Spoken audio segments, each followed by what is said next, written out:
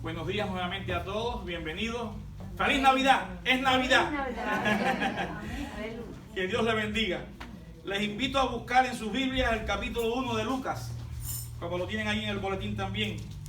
Hemos titulado el mensaje Anuncio del Precursor. Ustedes se preguntarán, bueno, y Navidad, el nacimiento de Jesús, ¿qué tiene que ver con el nacimiento del precursor de Juan el Bautista? ¿Por qué comenzar con este anuncio? Bueno, eso mismo me preguntaba yo, ¿por qué Lucas comenzaba así? Antes de hablarnos del nacimiento de Jesús, nos hablaba del nacimiento de Juan el Bautista. Es que son dos familias, dos vidas interrelacionadas, dos vidas en paralelo, dos anuncios del ángel Gabriel, dos milagros. Y entonces, de esa misma manera como Lucas, historiador fidedigno, si usted ve en el versículo número 1, dice: puesto que ya muchos han tratado de poner en orden la historia de las cosas que entre nosotros han sido ciertísimas, tal como nos lo enseñaron los que al principio lo vieron con sus ojos y fueron ministros de la palabra, me ha parecido también a mí, después de haber investigado con diligencia todas las cosas de su origen, escribírtela por orden, oh excelentísimo Teófilo, para que conozcas bien la verdad de las cosas de las cuales has sido instruido. O sea, Lucas era un historiador, él quería argumentar, él investigaba, él quería saber la interrelación de todas las cosas, de dónde procedía, investigaba la palabra del Antiguo Testamento, se estaba escribiendo el Nuevo por medio de ellos, que nos llegaría después, unos años después se escribirían. Estaba siendo autor, ellos, bíblicos, respaldados por la inspiración del Espíritu Santo para que nos dejaran la Escritura. Y es que en Malaquías 4:2, ya leímos Malaquías 3:1 y lo voy a repetir, pero en Malaquías 4:2 dice: mas a vosotros, los que teméis mi nombre, nacerá el sol de justicia, y en sus alas traerá salvación, y saldréis y saltaréis como becerro de la manada. La profecía de Malaquías incluía también la promesa de Dios de que para este sol de justicia que nacería, el Mesías que vendría, Jesucristo, como después se llamaría su nombre, Jesús, pero antes de él vendría un mensajero, un heraldo, un precursor, un predecesor, ante la venida del Mesías. Como dice Malaquías 3:1: he aquí yo envío mi mensajero, el cual preparará el camino delante de mí, y vendrá súbitamente a su templo el Señor a quien vosotros buscáis, y el ángel del pacto a quien deseáis vosotros, he aquí viene, ha dicho Jehová de los ejércitos. O sea, eran profecías de profetas anterior, de Malaquías, y era esencial para Lucas comenzar la epopeya de la salvación, de la narración de nuestro Redentor, con la historia de este precursor, de Juan el Bautista, por varias razones. Primero, porque como investigador él debía relacionar el nacimiento de Jesús con profecías del Antiguo Testamento. Como ustedes ven con Malaquías, uno de los profetas, Isaías, muchos profetas hablaban del nacimiento de Jesús, que eran cumplimiento de la profecía, que también por medio de Juan el Bautista se iba a romper el silencio prolongado de casi 400 años, 4 siglos de silencio de Dios. Desde Malaquías hasta que habla Juan como el profeta, hay un silencio de Dios. También nos dice que el nacimiento de Juan va a ser milagroso, de que sus padres, al igual que Abraham y Sara, estaban más allá de la edad de concebir. Un milagro de Dios. Y también porque Juan era el que iba a decir: he aquí el Cordero de Dios que quita el pecado del mundo. Iba a señalar al Mesías, el que prepararía el camino como su precursor. Después de 4 siglos de silencio, un tiempo siniestro para todos en Israel, el pueblo judío se había hundido más y más en la apostasía. Habían abandonado la verdad, que aún en el Antiguo Testamento nos dice que la salvación es por la fe y no por el legalismo, no por la justicia propia de uno, no por obras meritorias que nosotros merezcamos, no por la religión ni por rituales vacíos que a nadie podía salvar. Y Lucas, como historiador competente, nos va a hablar del contexto previo al nacimiento de Jesús. Si vamos a ir a Lucas al versículo 13, quiero leer este versículo, aunque vamos a leer varios versículos para orar. Dice: pero el ángel le dijo: Zacarías, no temas, porque tu oración ha sido oída, y tu mujer Elizabeth te dará a luz un hijo y llamará su nombre Juan. Señor, te damos gracias porque tú eres el autor de la historia. Tú eres un Dios santo, santo, santo. Tú eres un Dios poderoso, un Dios que obra milagros y lo sigue haciendo en nuestros días. Gracias porque también nos dejaste tu palabra para guiarnos, para obedecerla. Gracias por Juan el Bautista, el precursor de nuestro Señor Jesucristo, quien prepararía el camino, oh Señor, señalándola a Él como el Mesías. Bendice esta predicación, Espíritu Santo. Úsala para nuestro bien. Confórtanos, consuélanos. Ilumina nuestras mentes y nuestros corazones para poder entenderla, para poder hablarle a otros, para poder, oh Señor, llevarle este gozo de la Navidad que hay en nuestros corazones, también a otras personas que todavía no te conocen. Que Cristo pueda nacer en muchos otros más corazones. Es tu voluntad y para eso nos envía. Perdona nuestros pecados y nuestras faltas y glorifícate en medio de este mensaje. En el nombre de Jesús. Amén. ¿Qué nos dice de los padres? Bueno, en el versículo 5 al 7, primero nos habla del contexto, ¿verdad? Ellos vivían en los días de ¿quién? Del rey Herodes, tremendo rey, malvado rey. Un mero representante de los romanos. Y precisamente, teniendo a Israel sojuzgado bajo el yugo romano, con este rey ahí malvado, el rey Herodes, es cuando va a aparecer el Mesías, va a amanecer la gloria a Israel. Aunque muchos a los suyos vino y no lo recibirían, pero vendría el Señor. Y previamente Juan el Bautista. ¿Quién era el padre? Nos dice que en el versículo 5, en días de Herodes, un sacerdote llamado Zacarías, de la clase Abías, su mujer era de las hijas de Aarón y se llamaba Elizabeth. O sea que era sacerdote, descendiente de Aarón, del turno de Abías. Se turnaban de diferentes clases, 24 clases se turnaban en el templo. Y la esposa también descendiente de Aarón, su nombre es Elizabeth.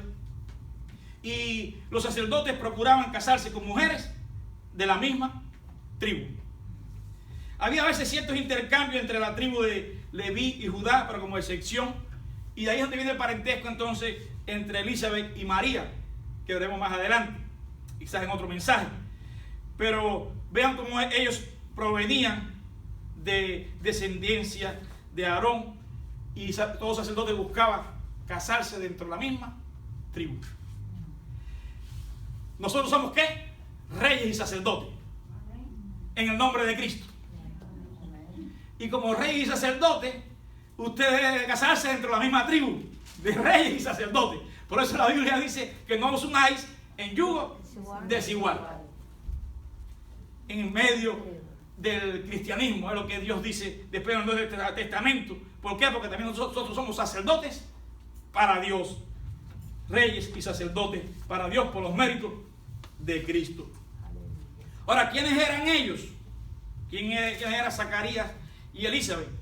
Bueno, en el versículo 6 dice que ambos eran justos delante de Dios y andaban irreprensibles en todos los mandamientos y ordenanzas del Señor. Eran realmente rectos delante del Señor, andaban en fidelidad delante del Señor, tenían la aprobación divina. Y gran dicha es cuando los matrimonios están unidos delante del Señor, recibiendo la bendición del Señor, unidos en el Señor.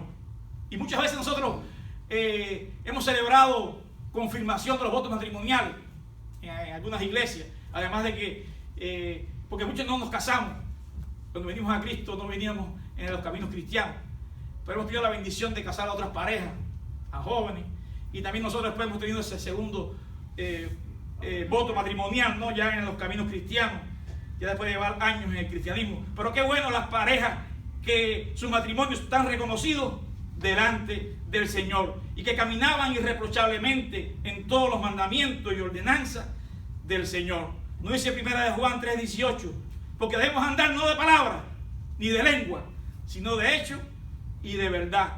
Por el camino en que andaban ellos, por las normas que seguían, caminaban en los mandamientos del Señor, en las ordenanzas del Señor. Tenían una buena conducta. Debemos procurar también nosotros lo mismo, como parejas, como matrimonios, andar en los mandamientos del Señor, tener buenas conductas delante de los ojos del Señor. Pero a pesar de ello, en el versículo 7 que nos dice, pero no tenían hijos, porque Elizabeth era estéril y ambos eran ya de edad avanzada. Los hijos son herencia y regalo del Señor. Son una bendición valiosa, deseable. Y hay muchos que son rectos, que están andando, esas familias pastorales pueden encontrarse, que a veces carecen de esta bendición, como Zacarías y Elizabeth. Elizabeth era estéril y comenzaba a perder la esperanza de tener hijos. Ambos eran de edad avanzada.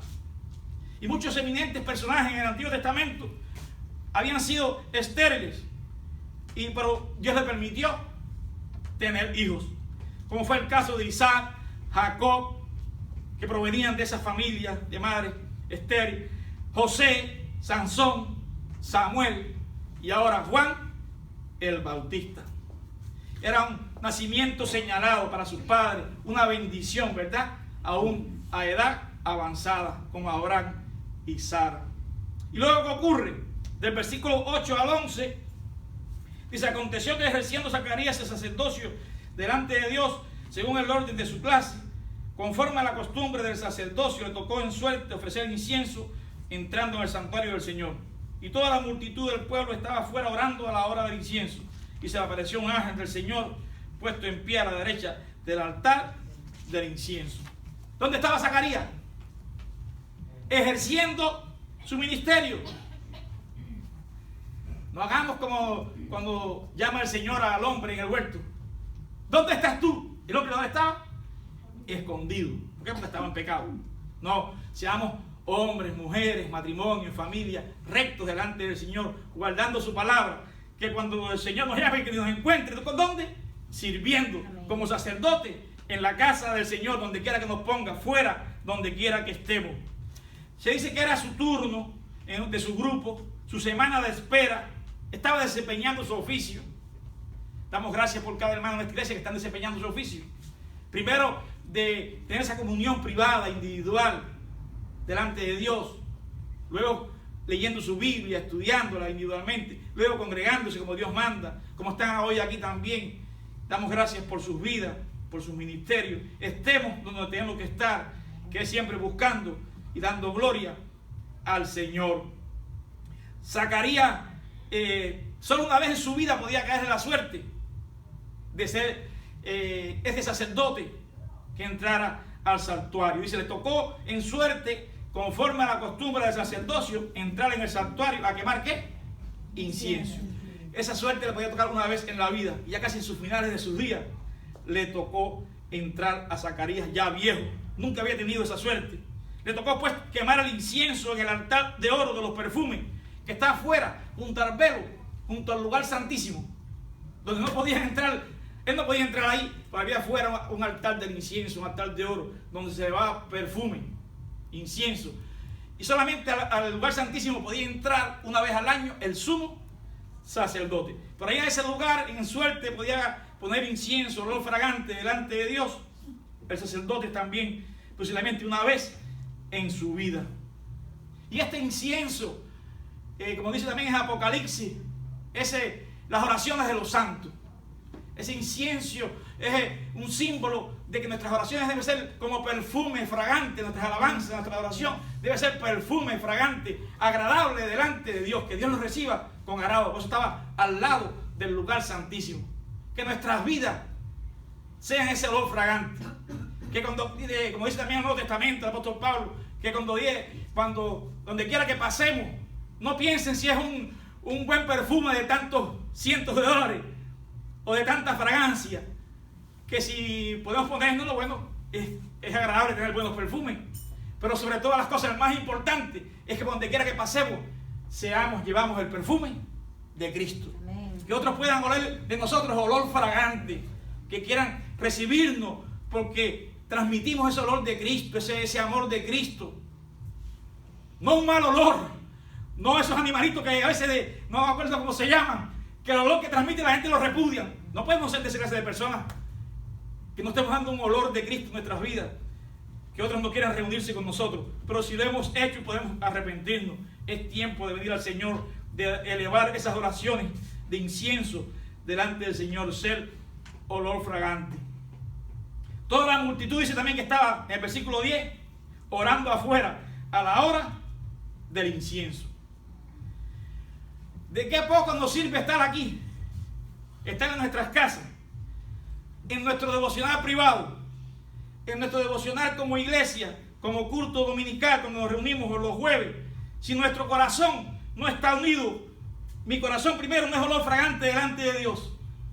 Mi corazón tiene que estar aquí hoy dispuesto a rendir olor fragante a Dios. A dar adoración a Dios. No mirando acá o al otro, ni a derecha e izquierda. Yo vengo con mi corazón, Señor, te ofrezco mi corazón. Te ofrezco mi vida. Heme aquí, míreme a mí. Venimos aquí. El centro del espectáculo es Dios. El centro a quien venimos aquí a analizar, y no analizar, a dejarnos analizar, es de Dios. Nosotros no venimos aquí a analizar a nadie. No venimos aquí a tomar notas del culto. Aunque tenemos que cada día mejorar para la gloria de Dios, debemos dar lo mejor al maestro. Pero siempre recordemos que el que nos está examinando a nosotros es el Señor. ¿Cómo estás tú rindiendo culto hoy a Dios? ¿Cómo está tu corazón delante de Dios? Él te lo está examinando. El Espíritu Santo lo está examinando. Y debemos salir nosotros de alguna manera victoriosos en medio de esa prueba. Que Dios nos halle nuestra alabanza aceptable. Si no, de poco nos serviría nuestro culto familiar, nuestro culto personal, nuestro culto como iglesia, mi benecer. Si yo no vengo con un corazón dispuesto a recibir palabra y a obedecerle, a agradarle a Él. Pero además, si no me uno también al resto de los corazones, no es solo que yo venga preparado, sino que yo vengo a unirme a una congregación y quiero unirme con el hermano, con el otro hermano. Quiero andar en unidad del Espíritu, unido en un mismo sentir como iglesia, unirme al sentir de los demás, considerándome yo como inferior al otro, no creyendo que yo soy el mejor, no creyendo que yo soy el más inteligente, sino que yo realmente debo considerarme y humillarme como inferior uno delante de los otros, siempre atendiendo al hermano más débil. No podemos venir al templo, de nada serviría si nos venimos con corazones sinceros delante de Dios y unidos todos en oración. ¿Qué estaban haciendo? El sacerdote adentro elevando oración, cumpliendo su ministerio. Posiblemente no más en la vida, pero estaba el resto, las multitudes acompañándole ¿en qué? En oración. La Biblia siempre habla de oraciones colectivas, independientemente de lo individual, de la importancia de reunirnos, de los hermanos juntos en armonía, de la congregación unida. No hay lugar para gente solitario, para hacer cristianos independientes. Es la iglesia la que recibe la cabeza de Cristo y nosotros tenemos la mente de Cristo por los méritos de Él. No podemos esperar que haya intersección en los cielos de nuestro Señor que interceda por nosotros. No podemos esperar que esté intercediendo por nosotros con gemidos indecibles el Espíritu Santo, que esa oración de ellos sea eficaz para nosotros, si nosotros no tenemos interés en orar y adorar individualmente con corazones sinceros, si nosotros no tenemos intenciones de adorar también y a orar congregacionalmente como iglesia. Tenemos que venir delante del Señor tanto individual como con iglesia, juntos y en armonía. Dice que cuando estaba adorando, ¿qué pasó y poniendo este incienso, cumpliendo con su deber sacerdotal? Dice que fue honrado con la aparición de un mensajero enviado directamente del cielo. Entonces se le apareció un ángel del Señor, versículo 11, de pie a la derecha del altar del incienso. ¿Qué dice el versículo 12? Y se turbó Zacarías al verle y se sobrecogió de temor. ¿Qué haría usted si se le aparece un ángel? De pronto, muchas veces la presencia de seres sobrenaturales pueden turbarnos, no le turbó a pesar de todos sus años de ministerio, de sacerdocio. Por esa razón es que Dios prefiere hablarnos por medio de la Biblia. Es por eso que Dios prefiere hablarnos por medio de sus ministros, por medio de los maestros, pastores y maestros, evangelistas, por medio de lo que Dios le ha dado el don para explicar la palabra. Porque para usted es más fácil recibir esa palabra de parte de Dios por uno igual que usted. aunque Dios es su soberanía. Puede ser que Dios le envíe. Y creo que Dios nos ha enviado muchos ángeles que nos han protegido, nos han guardado. Lo hemos visto y nos hemos dado cuenta en su misericordia. Pero un ángel esto de una manera brillante, de una manera que no podemos explicar, no hay duda que nos sobrecogería como sobrecogió también a Zacarías. ¿Y cuál fue el mensaje al ver a Zacarías con temor? ¿Qué dice el versículo 12 y 13 después? El ángel le dijo a Zacarías: no temas, porque tu oración ha sido oída, y tu mujer Elizabeth te dará a luz un hijo y llamará su nombre Juan. No temas. ¿Cuántas veces en la Escritura nos dice el Señor que no temas? Fue un enviado especial por el ángel. Pero cuántas veces ahora, por esta palabra que quizás a ti no te impresiona como te impresionaría un ser sobrenatural, pero cuántas veces te dice aquí que no temas. ¿Y cuántas veces a pesar de eso tememos? ¿Cuántas veces no creemos las promesas de Dios? Y Dios en su misericordia es paciente para con nosotros. Unos para que se arrepientan, que proceda arrepentimiento, si tú quieres que nadie se pierda, y con nosotros para que crezcamos, que no recibamos la reprensión que vamos a recibir Zacarías por su incredulidad. No temas, recóbrate de tu temor. Tu petición ha sido escuchada, fue oída. ¿Cuándo? En su tiempo. ¿Qué tiempo llevarían orando por tener hijos? Quizás ya hubieran desistido de orar por ellos, que ya ellos se veían que no tenían edad para concebir. Pero a usted se le puede olvidar orar, pero a Dios no se le olvida responder. Dios siempre es fiel, siempre sí y amén en Cristo. Dios siempre responde, tenga en cuenta eso. Ya sea que te digan no, que no te conviene, ya sea que te diga espera como a ellos, o ya sea como después al final de la espera te diga sí, aquí está la respuesta a tu oración. Dios siempre responde, pero en su tiempo, en el tiempo escogido por Dios, concedió aquellas respuestas a las oraciones fervientes de esta pareja. Tendrá un hijo en su ancianidad, de su esposa hasta entonces estéril, y su nombre será Juan. El niño será Juan, que en hebreo es Yehohanán, que significa Dios favoreció su gracia. Este niño será de gozo y el júbilo de su familia y de todos sus parientes, dice el versículo 14, y tendrá gozo y alegría, y muchos se regocijarán de su nacimiento.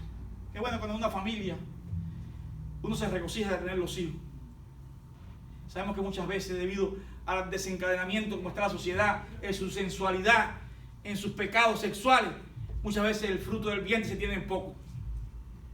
Y no sé, y se van a los abortos, y ese niño entonces no es tenido como gozo y bienvenido en la familia. Tenemos que seguir predicando de los valores cristianos. Qué bueno, siempre nuestros hijos fueron bienvenidos en nuestra familia, con gozo. Y a algunos nos sorprendió, como, por eso pusimos el nombre de Jonathan. Cuando no lo esperábamos, en el tiempo que quedó planificado, Dios dijo: aquí está, y lo recibimos. No era nuestro plan, Él tenía otro plan. Y primero el primogénito, Jorge, cuando todavía no éramos cristianos, pero le pusimos el nombre de su papá, como costumbre, el Junior, pero ambos bienvenidos, con gozo. Nos alegramos mucho cuando supimos la noticia de que mi esposa estaba embarazada y toda la familia. Ahora también tuvimos la reciente noticia de que nuestro hijo iba a hacer el gender party para saber, bueno, primero de su embarazo de la esposa y después el gender party, la fiesta de conocer el género, del sexo del niño. Y qué bueno, cuando en la familia hay gozo por la criatura que viene, se celebra la fiesta, y no solo de la pareja, sino de toda la familia se alegra por una nueva criatura que viene. Así estaban todos los parientes, todos deseaban el bien. Era un honor, un consuelo para toda la familia. Y esperemos que después venga el de Jonathan también y nos dé muchos más nietos. Vamos a ser abuelitos, ¿no? Estamos gozosos también por eso en esta Navidad. Muchos se regocijarán de su nacimiento. Ahora, ¿quién era este niño? ¿Por qué se regocijaban? ¿Qué dice el versículo 15? Pues será grande a los ojos del Señor. Será nazareo, separado para Dios, apartado para Dios. Un servicio especial, no tocará vino ni licor. También será ricamente equipado y calificado para el servicio que iba a desempeñar, lleno del Espíritu Santo aún desde el vientre de su madre. Será el instrumento humano usado por Dios para la conversión de muchas personas en su predicación de arrepentimiento, guiándolo también a Cristo. Prepararlo para recibir el Evangelio de Cristo, como dice los versículos 16 y 17, que ustedes pueden después continuar leyendo. Pero ¿qué pasó en el versículo 18? Dijo Zacarías al ángel: ¿en qué conoceré esto? Porque soy viejo y mi mujer es de edad avanzada. Las dudas, ¿verdad? Como también se rió Sara. No tengamos dudas de las promesas de Dios. Confiemos en sus promesas, que siempre son sí, repito, y amén en Cristo.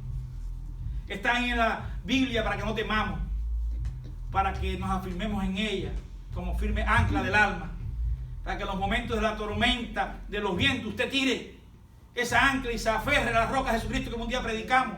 Las promesas que nos aferren a las rocas, en el cual nuestra barca no se moverá si nos mantenemos fieles a sus promesas.